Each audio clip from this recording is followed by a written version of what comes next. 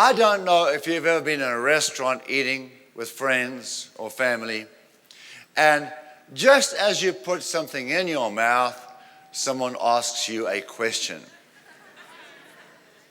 Has that ever happened to you? Am I the only ones who ever had that? 5 of you, okay. Now, you know, when your mouth has got food in it, or it's full of something, then that's all you've got space for. You can't talk, you can't do anything else until you've eaten that food. And if your mouth is full with laughter, that means there's no room for anything else except laughter. So their mouth is full with laughter, and their tongue with songs of joy, because they came back to the presence of God, because they were in the presence of God. The presence of God, therefore, is filled with joy. Psalm 16:11. In your presence is fullness of joy. So that in the presence of God, there is fullness of joy. So that I cannot have the presence of God without joy. Just like I cannot have wet without water, or water without wet.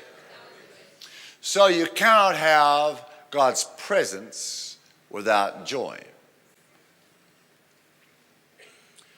I like the way the NIV puts it. Psalm 16:11 NIV says, you will fill me with joy in your presence.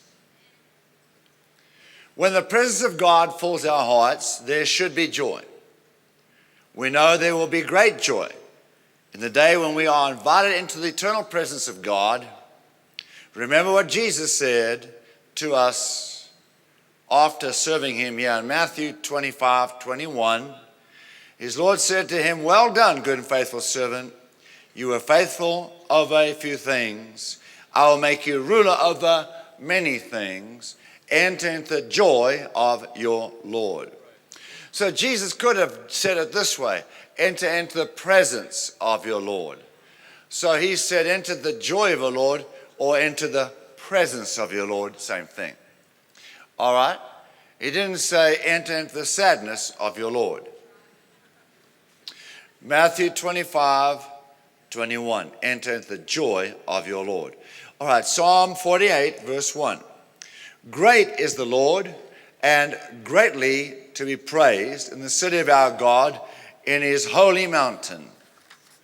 Beautiful in elevation, the joy of the whole earth is Mount Zion, which represents the presence of God. On the sides of the north, the city of the great King. So we see then that the joy of the whole earth is the presence of God. So that the joy of the whole earth is the presence of God.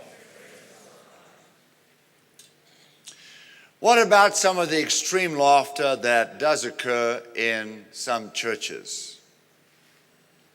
What about that? What about the extreme laughter that does take place in some churches, like in this church? We are guilty of that. Is that biblical? Is that biblical? Well, I've just looked at a few scriptures here, haven't we? Psalm 32, verse 11. Be glad in the Lord and rejoice, you righteous, and shout for joy, all you upright in heart. So the upright in heart shout for joy. So the upright in heart have joy that brings about a shout. Right? The upright have joy that causes them to shout. Praise God. So here we see people shouting because of the joy in their hearts. Psalm 35:27. Let them shout for joy and be glad who favor my righteous cause, and let them say continually, let the Lord be magnified, who has pleasure in the prosperity of his servants. So let's say that continually. Say, God has pleasure when I prosper. Again, God has pleasure in my prosperity. When I do well financially, God gets excited. And the devil gets worried. Thank you for watching Dr. Theo's YouTube channel.